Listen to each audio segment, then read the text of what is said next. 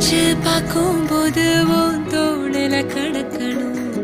நினைச்சு நெளிஞ்சதெல்லாம் தினம் தினம் நடக்கும். கிடைச்ச நேரம் எல்லாம்